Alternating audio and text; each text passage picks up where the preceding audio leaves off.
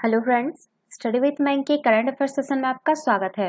ये current affair SSC, banking, railway, state PCS, CDS, CAPF, NDA और other competitive exam आदि में सहायक होंगे। आज की डेट है 8 जून 2021। तो चलिए आज का करंट अफेयर शुरू करते हैं। आज का पहला प्रश्न है, निम्न में से किस राज्य सरकार ने आर्थिक रूप से कमजोर एससी, एसटी एवं अति पिछड़ा वर्ग के विद्यार्थियों के लिए मुख्यमंत्री अनुप्रति कोचिंग योजना का शुभारंभ किया है? Option A Bihar, option B Punjab, option C Delhi, option D Rajasthan. देखिए, राजस्थान सरकार ने आर्थिक रूप से कमजोर एससी, एसटी एवं अति पिछड़ा वर्ग के विद्यार्थियों के लिए मुख्यमंत्री अनुप्रति कोचिंग योजना का शुभारंभ किया है। इस योजना के तहत ऐसे छात्र छात्राएं जिनके परिवार की वार्षिक आय लगभग जो है आपका 8 लाख रुपए प्रति वर्ष से कम है, वे मुख्यमंत्री अनुप्रति कोचिंग योजना के तहत तैयारी कर सकेंगे। मुख्यमंत्री अनुप्रति कोचिंग योजना से हर वर्ग के आर्थिक रूप से कमजोर विद्यार्थियों को आगे बढ़ने के समान अवसर मिल सकेंगे। तो इसका सही आंसर होगा ऑप्शन डी राजस्थान। चलिए नेक्स्ट क्वेश्चन पे चलते हैं। विश्व खाद्य सुरक्षा दिवस यानी वर्ल्ड फूड सेफ्टी डे निम्न में से किस दिन मनाया जाता है? ऑप्शन ए 7 जून, ऑप्शन बी 10 जनवरी, ऑप्शन सी 12 मार्च, ऑप्शन डी 15 मई। देखिए, प्रतिवर्ष जो है खाद्य जनित जोखिमों को रोकने, उनका पता लगाने और उन्हें सीमित करने के उद्देश्य से 7 जून को विश्व खाद्य सुरक्षा दिवस का आयोजन किया जाता है। विश्व स्वास्थ्य संगठन के मुताबिक इस दिवस के आयोजन का प्राथमिक लक्ष्य खाद्य सुरक्षा पर ध्यान केंद्रित करना, मानव स्वास्थ्य, आर्थिक समृद्धि, कृषि, बाजार पहुंच तथा पर्यटन एवं सतत विकास से संबंधित विभिन्न पहलुओं को रेखांकित करना है। संयुक्त राष्ट्र महासभा द्वारा वर्ष 2018 में प्रतिवर्ष 7 जून को विश्व खाद्य सुरक्षा दिवस के रूप में आयोजित करने की घोषणा की गई थी। इस दिवस के आयोजन की शुरुआत इस तथ्य को ध्यान में रखकर की गई थी कि खाद्य जनित बीमारियों को बोझ 5 वर्ष से कम आयु के बच्चों और कम आय वाले देशों में रहने वाले व्यक्तियों में सबसे अधिक प्रभावित कर रहा था।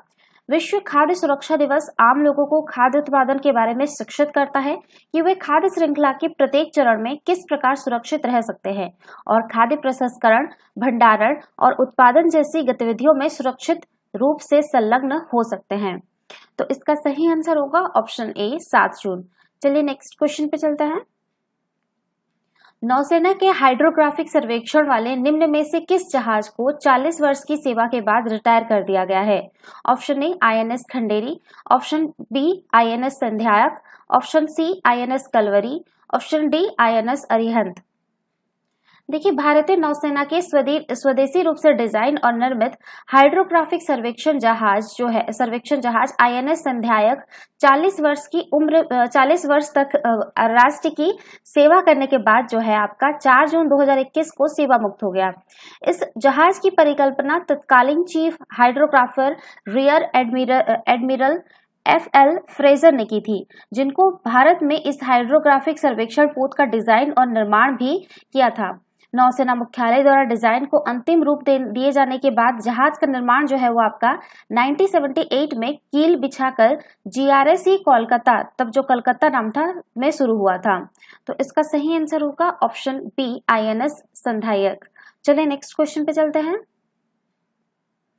हाल ही में किस राज्य सरकार ने ज्ञान कार्यकर्ताओं का समर्थन करके राज्य में नौकरी की संभावनाओं को बढ़ावा देने हेतु नॉलेज इकोनॉमी मिशन लॉन्च किया है? Option A Kerala, option B Punjab, option C Jharkhand, option D Delhi. देखिए, केरल सरकार ने ज्ञान कार्यकर्ताओं का समर्थन करके राज्य में नौकरी की संभावनाओं को बढ़ाने के लिए नॉलेज इकोनॉमी मिशन लॉन्च किए हैं। कौशल को बढ़ावा देने और उच्च शिक्षा प्रणाली को मजबूत करने और तकनीकी परीक्षण के लिए नॉलेज इकोनॉमी फंड को 200 करोड़ रुपए से बढ़ाकर जो है वो आपका 300 करोड़ रुपए कर दिया गया है।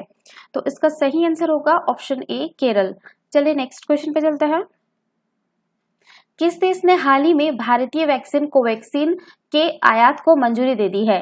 ऑप्शन ए चीन, option B Pakistan, option C Brazil, option D Iran. देखिए, ब्राजील ने हाल ही में भारतीय वैक्सीन कोवैक्सीन के आयात को मंजूरी दे दी है।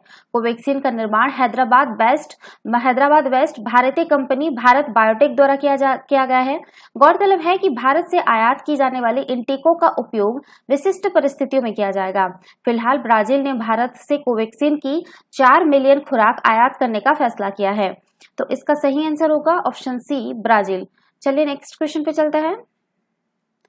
भारतीय प्रधानमंत्री नरेंद्र मोदी ने पुणे में विश्व पर्यावरण दिवस के अवसर पर किस प्रोजेक्ट को लॉन्च किया है? Option A E200 pilot project, option B E100 pilot project, option C E300 pilot project, option D E400 pilot project. देखिए, प्रधानमंत्री नरेंद्र मोदी ने पुणे में स्थित विश्व पर्यावरण दिवस के अवसर पर E100 पायलट प्रोजेक्ट लॉन्च किया है। इस महत्वाकांक्षी परियोजना को भारत में एथेनॉल के उत्पादन और वितरण के लिए एक नेटवर्क स्थापित करने के उद्देश्य से शुरू किया गया है। तो इसका सही आंसर होगा option B, E100 pilot project. चलिए नेक्स्ट क्वेश्चन पे चलते हैं। नीदरलैंड की किस महिला धावक ने 10,000 मीटर की दूरी 29 मिनट 6 सेकेंड और 82 जो आपका सफल होता है, ठीक है, उसमें पूरी कर नया विश्व रिकॉर्ड बनाया है? Option A Laura Muir, option B Hannah Klein, option C Nadine Visser, option D है आपका सिफान हसन।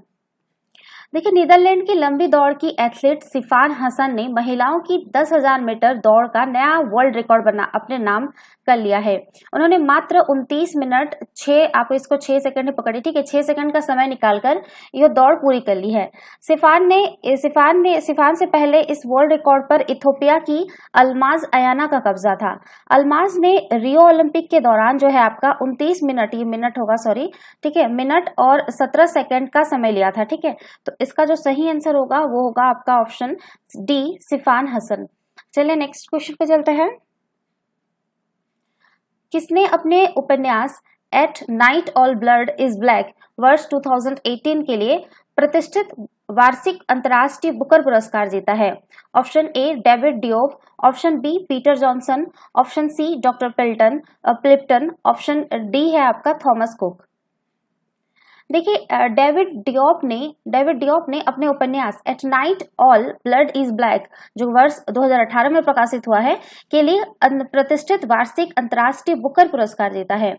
उन्होंने यह पुरस्कार इस पुस्तक की अंग्रेजी अनुवादक अन्ना मास्कोवास्किस के साथ संयुक्त तौर पर प्रदान किया गया है। यह उपन्यास फ्रांस के बेस्ट सेलर पुस्तक रही और कई प्रमुख साहित्यिक पुरस्कार जीते। डेविड डियोप एक फ्रेंको सेनेगल लेखक और एकेडमिक हैं जिनका जन्म जो है वर्ष 1966 में पेरिस में हुआ था। डेविड डियोप पुरस्कार जीतने वाले पहले फ्रांसीसी लेखक हैं।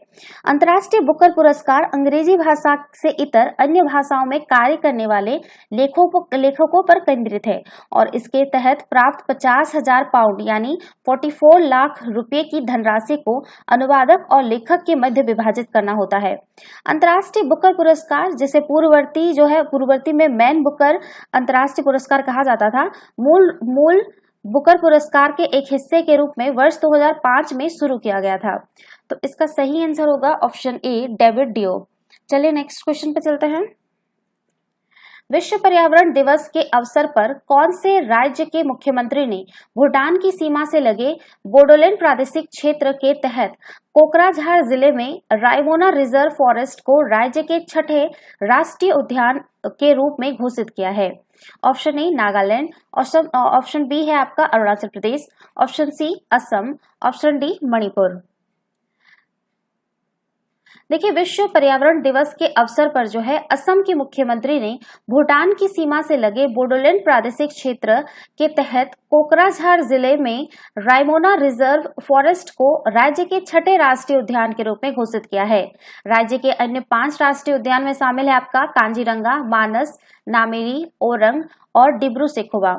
बोडोलैंड प्रादेशिक क्षेत्र के भीतर स्थित रायमोना राष्ट्रीय उद्यान 422 वर्ग किलोमीटर के क्षेत्र के साथ एक सन्निहित वन का हिस्सा है जो भारत भूटान सीमा के साथ अधिसूचित रिपू रिजर्व वन के उत्तरी भाग को कवर करता है।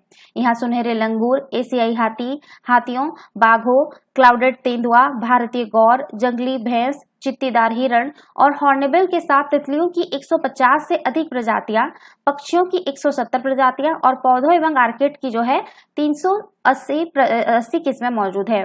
नया राष्ट्रीय उद्यान उन सीमांत ग्रामीणों के लिए पारिस्थितिकी पर्यटन हेतु महत्वपूर्ण अवसर प्रदान करेगा जो वर्तमान में आंशिक रूप से अथवा पूर्णतः अपनी आजीविका के लिए वन संसाधनों पर निर्भर है। तो इसका सही आंसर होगा ऑप्शन सी, असम। चलिए नेक्स्ट क्वेश्चन पे चलते हैं। कौन से राज्य के मुख्यमंत्री ने 4,60,881 करोड़ रुपए की राज्य वार्षिक प्राथमिकता क्षेत्र ऋण योजना और 18,10,779 करोड़ रुपए की कुल वार्षिक ऋण योजना की शुरुआत की है? Option A Paschim Bengal, option B Uttar Pradesh, option C Telangana, option D Maharashtra. देखिए, महाराष्ट्र के मुख्यमंत्री ने 4,60,881 करोड़ रुपए की राज्य वार्षिक प्राथमिकता, ठीक है, ध्यान रखिए, राज्य वार्षिक प्राथमिकता क्षेत्र ऋण योजना है और 18,10,779 करोड़ रुपए की कुल वार्षिक ऋण योजना की शुरुआत की है। इन्हें महाराष्ट्र के त्रैमासिक राज्य स्तरीय बैंकर्स समिति की बैठक के दौरान लॉन्च किया गया है। राज्य सरकार ने चालू वित्त वर्ष में कृषि क्षेत्र के लिए बैंकों द्वारा 1.19 लाख करोड़ रुपए के वार्षिक ऋण देने का लक्ष्य रखा है, जिसमें से आपका 60,860 करोड़ रुपए खरीफ और रबी सीजन के फसल ऋण के लिए निर्धारित किए गए हैं। राज्य में बैंकों ने वित्त वर्ष 2021 के दौरान 47,972 करोड़ रुपए के फसली ऋण वितरित किए हैं, जो पिछले 5 वर्षों में सबसे अधिक है। सरकार ने राज्य में बैंकों को चालू खरीफ 2021 सीजन के दौरान फसल ऋण संवितरण के तहत अधिक वित्त जारी करने और जून 2021 के अंत तक सीजन के लक्ष्य हासिल करने की सलाह दी है। तो इसका सही आंसर होगा ऑप्शन डी, महाराष्ट्र। तो ये थे आज के करंट अफेयर। वीडियो पसंद आए तो लाइक, शेयर और कमेंट करना ना भूलें, साथ ही साथ चैनल को सब्सक्राइब करना ना भूलें। Thanks for watching, have a nice day, take care.